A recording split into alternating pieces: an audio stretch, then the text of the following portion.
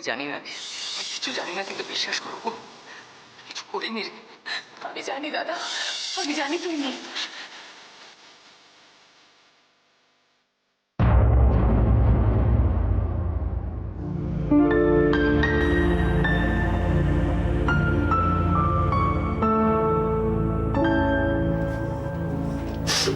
আমি বুঝতে পারছি অপর্ণা তোমার কষ্টটা, কিন্তু এখনই এতটা ভেঙে পড়ো না। আমি জানি যে যেটা হয়েছে সেটা কেউ ভাবেইনি কখনো হতে পারে বলে। আমার নিজের কি কম খারাপ লাগছে বলো তো?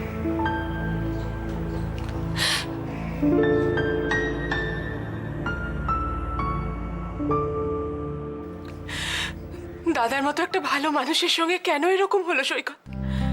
বাবা মারা যাবার পর থেকে কাকা কাকিমা দাদা সুজনের থেকে কোনোদিন আমাদেরকে আলাদা করে দেখেনি। হাজার কষ্টেও দাদা এই সংসারটাকে আগলে রেখেছিল, কোনোদিন বুঝতেই দেয়নি যে আমাদের বাবা নেই।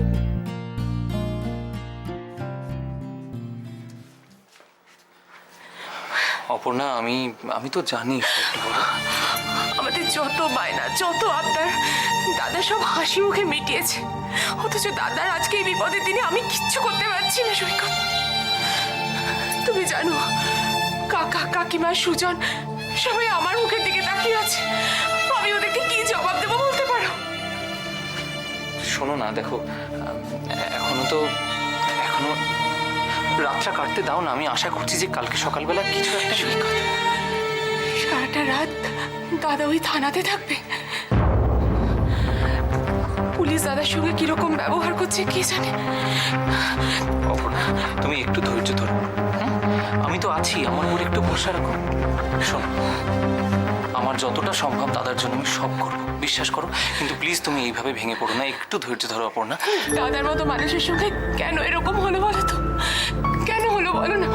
তুমি তো দাদাকে চেনো, দাদাই অন্যায়টা করতে পারে বলো সৈকত? আমি না, আমি কিছুতেই মানতে আমি তো পারছি বুঝতে পারছি, সবটা বুঝতে পারছি। অপর্ণা একটু চুপ করো, চুপ করো, শান্ত চুপ করো। সত্যি তোমার হাতে রান্নার কোনো তুলনাই হয় না। তাই তাহলে যা দিয়েছি সবটা খেতে হবে, কিচ্ছু ফেললে চলবে না। দেখি এই বয়সে আমাকে পেট মোটা করতে চাও?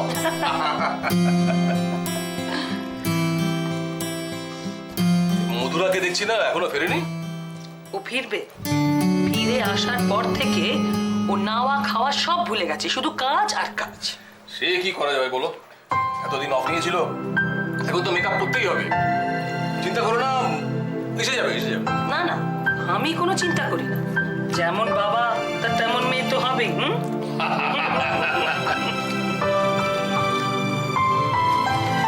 দিদি, সেদিন যে দিবাকরের বাড়িতে গেলে রিয়াকশন সব কিরকম দেখলে? মানে সবাই স্বাভাবিক? শশাঙ্ক আপনাদের সাথেই বেড়াতে গিয়েছিল না? হ্যাঁ। তো আপনি একা পৌঁছতে এসেছেন? আমি তো শুনেছিলাম আনন্দবাবু আর মধুরা আপনাদের সাথে গেছে। কি হলো, চুপ করে গেলে কেন? বলো, আরে বলো না, কি দেখলে বলো না। কি আর দেখবো, নতুন করে ওর বাড়িতে দেখার কিছু আছে কি? মানে? হ্যাঁ, ওরা যেমন ছিল তেমনই আছে, সবাই তোদের কথা বারবার জিজ্ঞেস করছিল। তাই? কি কি কি বলছিল? বলছিল তোরা কেমন আছিস, তোরা আসিসনি কেন। আচ্ছা একটা কথা বল, আগামীকাল একবার ওদের বাড়িতে যাবি? মধুরা কি যেতে পারবে? মধুরার কথা ছাড়, ও যেতে পারবে বলে মনে হয় না, তুই যাবি কিনা বল। ঠিক আছে।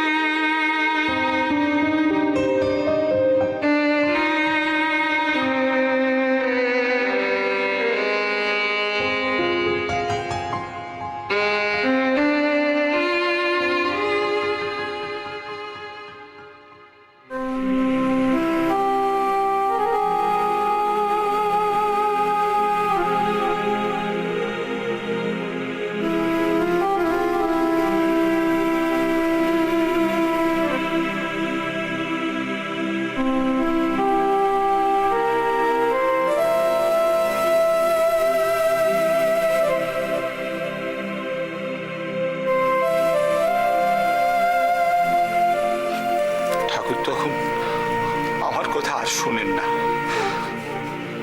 কিন্তু তুমি তো মা, তোমার কথা নিশ্চয়ই শুনবেন।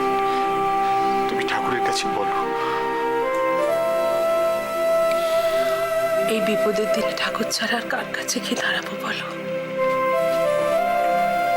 মন টিকছে না জানো, বারে বারে দরজার দিকে চোখ চলে যাচ্ছে। মনে হচ্ছে এই বোধহয় ছেলেটা মা বলে সে দরজা ধরে দাঁড়ালো। জানো তো, আমার নিজেকে বড় অপরাধী মনে হচ্ছে। আমি যদি এভাবে অসুস্থ হয়ে না পড়তাম, তাহলে তো কিছু রোজগারপাতি করতে পারতাম, সংসারে কিছু কাজে আসতো। এভাবে সমস্ত দায় দায়িত্ব ছেলেটার কাঁধে চাপিয়ে দিতে হতো না, বলো? ওভাবে বলো না, ওভাবে বলতে নেই। সংসার নিয়ে ওর মনে কোনো ক্ষোভ ছিল না কোনোদিন। কত ভালোবাসে আমাদের বলো তো। আমরা ওর ভাই বোনেরা তো ওর বুকের পাঁজর। বুঝি বুঝি রোহিণী, আমি সব বুঝি, কিন্তু তুমি লক্ষ্য করেছো ইদানিং যেন ছেলেটা কেমন খিটখিটে হয়ে যাচ্ছিল। এখন বুঝতে পারছি যে দুশ্চিন্তাগুলো ওকে ভেতর থেকে একেবারে কুড়ে কুড়ে খাচ্ছিল। কত কষ্ট পেয়েছে, কত কষ্ট পেয়েছে মনে মনে, তবু মুখ ফুটে আমাদের কিচ্ছু বলেনি। কেন বলেনি গো? আমরা কেউ কি বুঝতে পারতাম না? সংসারে প্রয়োজন আছে ঠিকই, কিন্তু তা বলে কি আমরা এতটাই স্বার্থপর যে ওকে বুঝতেই চাইতাম না? না না না না রোহিণী, তুমি এইভাবে ছেলেটাকে দোষ দিও না। আসলে ও হয়তো আমাদেরকে দুশ্চিন্তার মধ্যে ফেলতে চায়নি, এমনটাই হয়েছে হয়তো। শোনো না, বলছি ছেলেটা হাজতে বসে আছে আর আমরা ঘরে এরকম হাউতাস করে কপাল ঠুকে মুচ্ছি, এটা বোধহয় ঠিক হচ্ছে না। মানে আমি বলছি কি, শুধু বেআই মশাইয়ের উপর ভরসা করে থাকাটা কি ঠিক হচ্ছে? চলো না আমরা একটু গা ঝাড়া দিয়ে উঠি, কিছু একটা করতে তো হবে। কথাটা তুমি ঠিকই বলেছো, তবে দিবাকর বাবুর উপর ভরসা আমাদের রাখতেই হবে। উনি খুব সজ্জন মানুষ, জানো। উনি যখন বলেছেন কিছু একটা করবেন, নিশ্চয়ই করবেন। তাছাড়া তুমি দেখো, সত্যের জয় হবেই। আমাদের সন্দীপের কিচ্ছু হবে না, জানো। তুমি দেখে নিও, কিচ্ছু হবে না, কিচ্ছু না।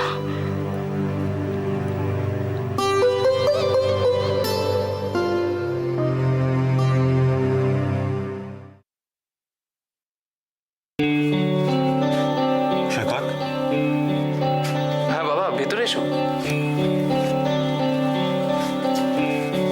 আমি লয়ারের সঙ্গে সব কথা বললাম, বুঝলি? তাই নাকি? হ্যাঁ। কি বললেন? উনি তো বললেন যে উনি পুরোটা সামলে নেবেন। পুরোটা সামলে নেবেন? তার মানে? মানে এই ধর ওই থানায় যাওয়া, তারপর আইন সংক্রান্ত যা কিছু প্রভাব পড়বে সব কিছু উনি সামলে নেবেন। তবে তবে কি? মানে উনি বললেন যে এই সময় আমাদের কারোর ওখানে না যাওয়াই ভালো। সে কি, কেন? মানে বলছেন যে আমরা গেলে যদি বেফাস কিছু কথা মুখ দিয়ে বেরিয়ে যায়, তাহলে তো সমস্যাটা তো আরো বাড়বে। আর তাছাড়া বুঝতেই তো পারছিস, পুলিশ চান্স পেলেই এখন দুটো কথা শুনিয়ে দেবে। পুলিশকে তো জানিস, চান্স পেলে ইনসাল্ট করতে ছাড়বে নাকি? তার থেকে ওনার সবটা সামনে নেওয়াই ভালো। হ্যাঁ, সেটা অবশ্য ঠিকই বলেছো, কিন্তু বাবা লয়ারের সঙ্গে কন্ট্যাক্টে থেকো কিন্তু, মানে কনস্ট্যান্টলি। হ্যাঁ হ্যাঁ, নিশ্চয়ই নিশ্চয়ই, আমি তো কনস্ট্যান্টলি কন্ট্যাক্টে থাকবো। আর তাছাড়া আমি অপর্ণার কাকার সঙ্গে কথা বলে নেবো। ঠিক আছে, তুই রেডি হয়ে নে। হ্যাঁ, আমি একদম রেডি, বেরিয়ে যাচ্ছি। ওকে ওকে।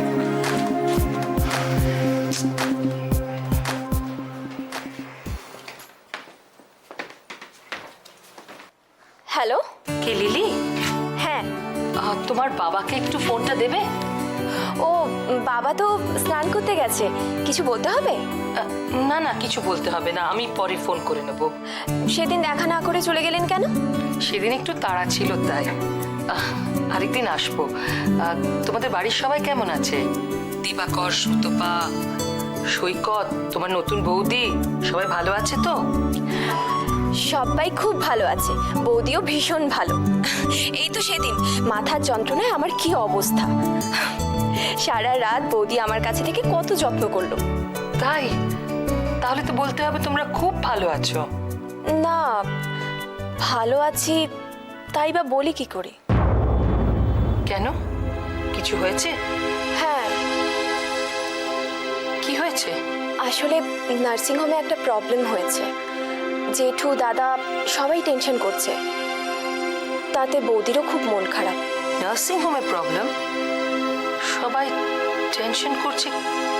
আচ্ছা আচ্ছা ঠিক আছে, আমরা তোমাদের ওখানে আসবো, তখন না হয় কথা বলবে এই বিষয়ে। এখন রাখি। হুম, ওকে।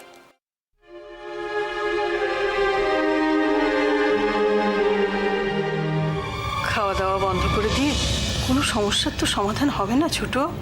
হুম? কাল থেকে কিচ্ছুটি দাঁতে কাটিসনি। দেখ, শরীরে শক্তি না থাকলে লড়াইটা করবি কি করে বল দেখিনি? আর কত লড়াই করবো দিদি, আর কত লড়াই করবো? আমার জোর করো না, আমার খেতে ইচ্ছে করছে না। দেখ, তুই যদি এভাবে ভেঙে পড়িস তাহলে সুজন ঠাকুরপো ওরা কি করবে বলতো? ওদের তুমি খাইয়ে দাও, আমার গলা দিয়ে কিছু নামবে না। আমার ছেলেটা না ফেরা পর্যন্ত আমি কিচ্ছু খাবো না। মা, মা কিছু অন্তত মুখে দাও।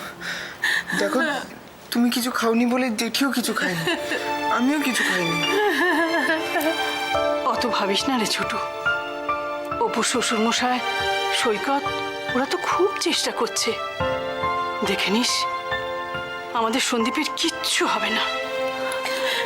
তুমি ঠিক বলছো দিদি, আমার সন্দীপের কিচ্ছু হবে না তো? হবে না, কিচ্ছু হবে না।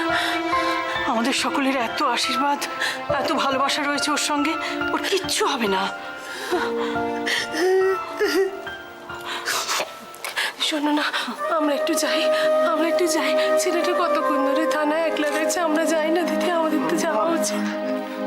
তুমি ব্যস্ত হও না, আমি দেখছি বাবা কি করছে। আমি না বাবাকে নিয়ে যাচ্ছি। ফোন বাজছে, দেখছি। আমার সন্দীপের কোনো খবর এলো বোধহয়। ফোন বাজছে। হ্যালো, হ্যাঁ, কে বলছেন? দিবাকর বাবু? হ্যাঁ হ্যাঁ হ্যাঁ, বলুন বলুন বলুন। হ্যাঁ হ্যাঁ হ্যাঁ, না না, ঠিক আছে ঠিক আছে, আপনি যেমন বলছেন তেমনটাই হবে। না না, সন্দীপ তো শুধু আমার ছেলে নয়, সন্দীপ আপনারও ছেলে।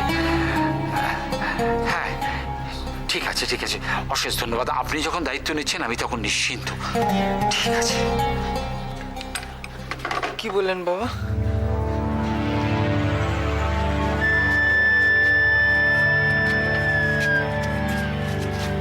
কি বললো? কখন ছাড়বে, কখন ছাড়বে সন্দীপকে? কখন ছাড়বে? দিবাকর বাবু সন্দীপের জন্য একটি উকিল ঠিক করেছেন এবং আমাদের বলেছেন আমরা যেন এখন দেখা সাক্ষাৎ না করতে যাই, নিষেধ করেছেন উনি।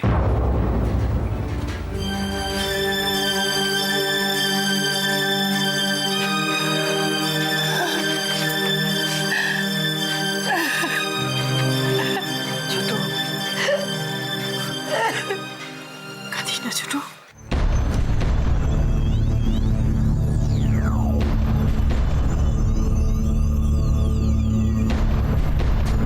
কে মহাবাড়ি কেমন লাগছে?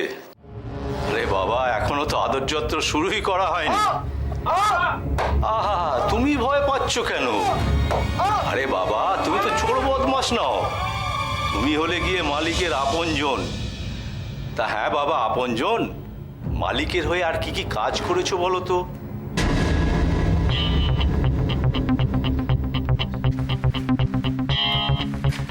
বিশ্বাস করুন স্যার, আমি কিছু করিনি। তাহলে আমি গিয়ে ফাইলটা তোমার ব্যাগে ঢুকিয়ে দিয়েছি।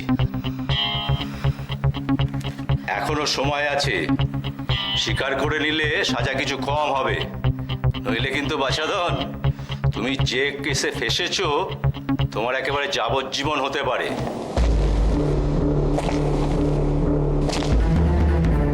কি হবে এখন? আমি কি করবো? অপু, সৈকত কেউ আসছে না কেন? বাবা, আমার কি হবে?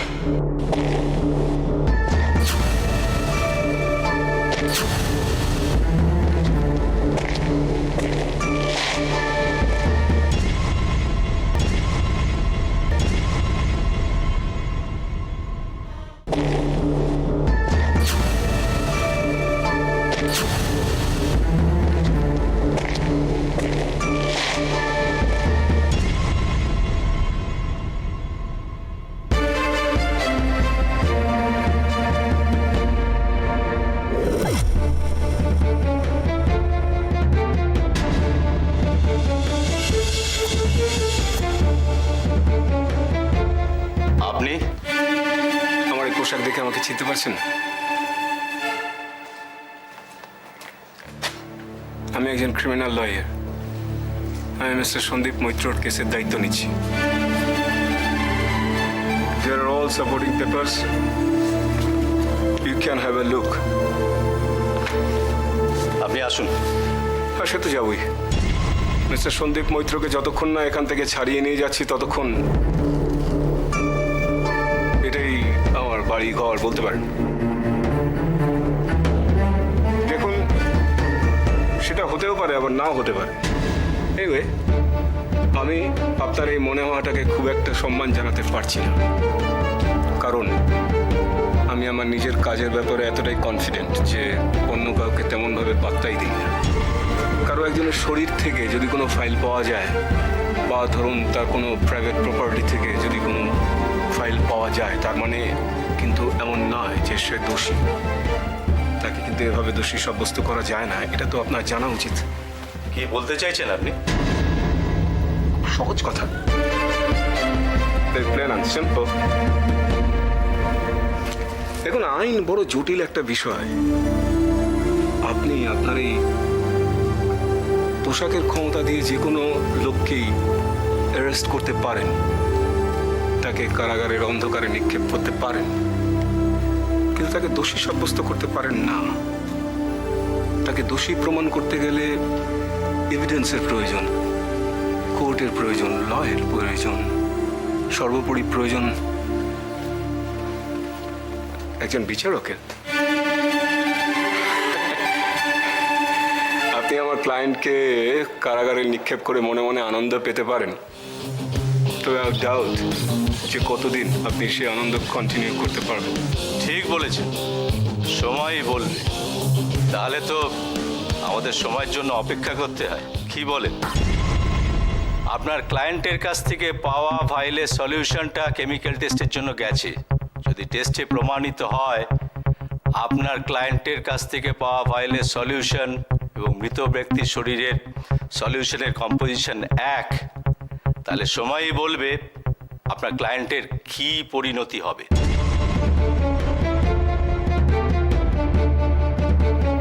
You R right. টেস্ট রিপোর্টটা আসুক, দুটো সলিউশনের কম্পোজিশন মিলে কিনা দেখা যাবে। যদিও তারপরে অনেক প্রশ্ন আছে, তবে সেগুলো এখন ডিসকাস না করলেও চলবে। আপনি আসুন।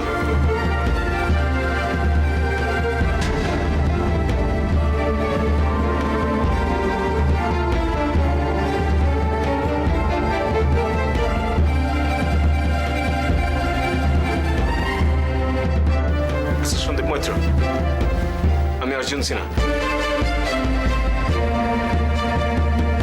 মিস্টার দেবরায় আমাকে অ্যাপয়েন্ট করেছেন আপনার এই কেসে। ডোন্ট ওয়ারি, আমি আপনার পাশে আছি। Thank you mister Sinha. চলো।